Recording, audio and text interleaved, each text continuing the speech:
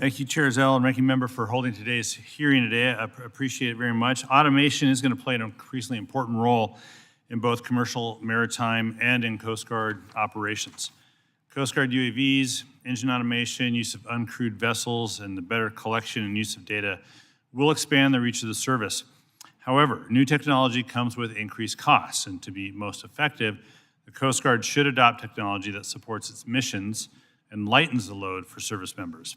For instance, UAVs can increase the reach of the Coast Guard search and rescue operations, but no technology can replace cutters in the water or helicopters in the air.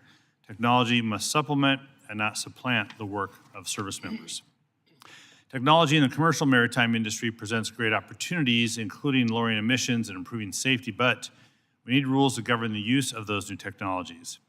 The international maritime industry, where ships are often owned by investors built in one country, registered in a different country, and operated by mariners from all over the world, that is defined by a complicated framework of regulations and oversight. In 2021, the Mayflower autonomous ship, a full-size research vessel, crossed the Atlantic without humans on board to demonstrate the progress and rapid development of autonomous vessel technology. At the time of the voyage, the Coast Guard classified the vessel as a pleasure craft because it lacked an appropriate regulatory framework. Yet in the years since, the Coast Guard has failed to update regulations to ensure maritime safety. Current law assumes vessels are crewed by people. Developing effective regulations to govern the use of autonomous vessels will be a major undertaking, requiring coordination between Congress, the Coast Guard, labor, industry, and the IMO.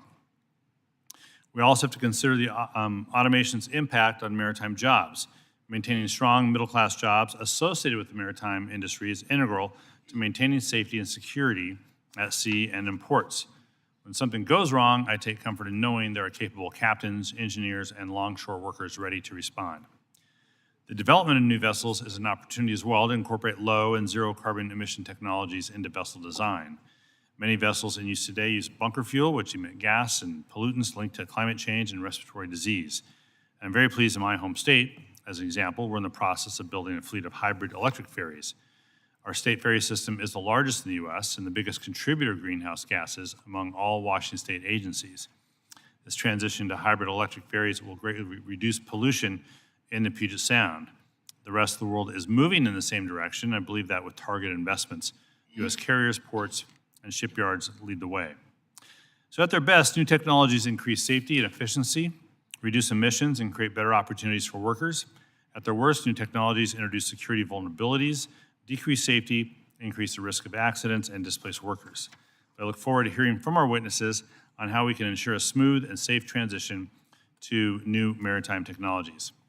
And while I will note I was originally excited about the topic of this hearing and plan to use my time to address all the ways we can better improve the Coast Guard's technological capabilities, I do need to reiterate that I'm very disappointed in how the Coast Guard itself has chosen to move forward with their new anti-harassment policy that downgrades hateful and divisive symbols in the workplace, and I'll continue to work with the Coast Guard so that it can improve on behalf of the Coasties. So I'll reserve some of my questions to discuss this decision by the Commandant and look forward to the rest of the testimony. Thank you. Gentleman yields.